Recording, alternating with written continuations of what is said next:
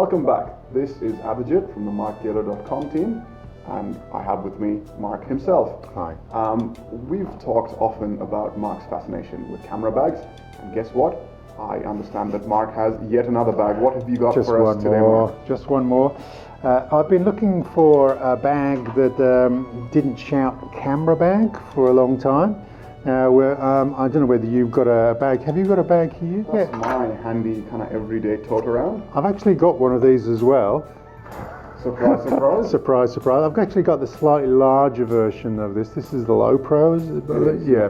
Okay, it's great, but it does shout, I'm a camera bag. It does. It's got some really useful pockets and stuff that you can squeeze drink bottles and everything in. Yep. It's even got that waist strap. It does. So it's got a waist strap and it's got a shoulder strap. Yeah. But then the shoulder strap can also be extended out to be used like a backpack. Yeah. And the bag sits kind of low towards Yeah. your bottom.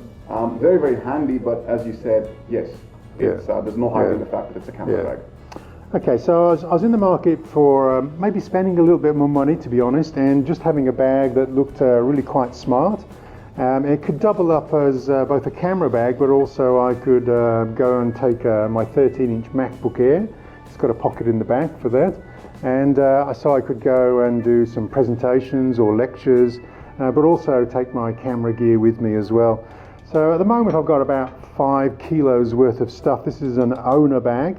I think this is the Brixton model. I think that's the color combination, perhaps. Dare I say, in addition to the appeal of the size and so forth, it gives you some of the hipster appeal. Yes. Yes. Sorry about that. Some street cred factor there. Okay. Now we've got these buckles, but you only have to adjust these depending on how much stuff you've got in the bag. You've actually got the clips underneath for getting in there quickly. And we've got these little side flaps here just to stop the rain getting in.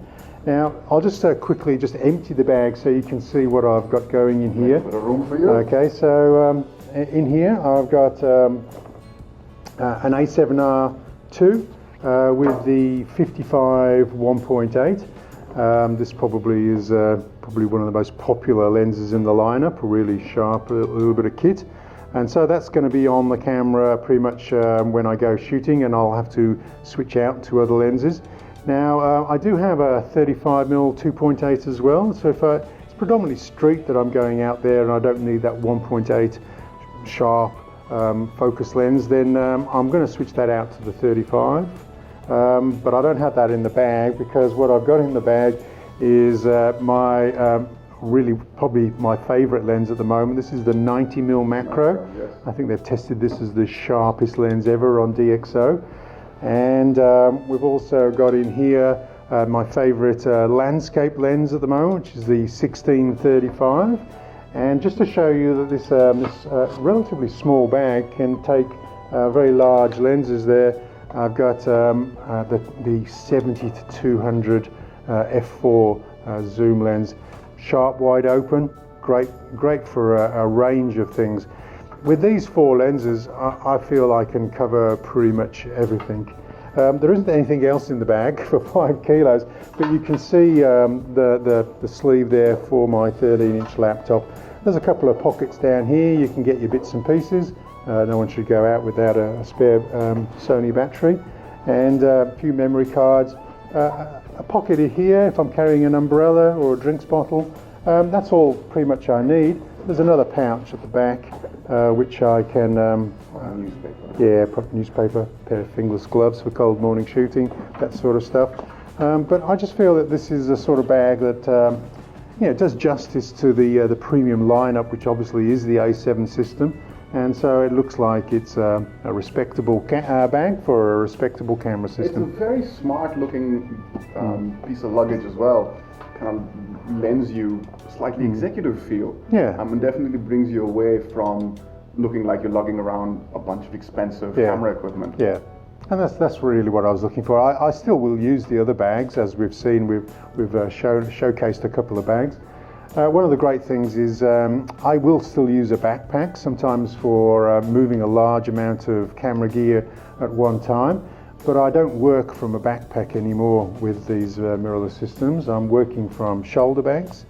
The messenger bag. The messenger style. bag, yeah. So, and certainly that bag that we looked at of yours with the waist strap is certainly advantage if you're going to work, say maybe 8 hours and you've crammed it with some heavy glass in there.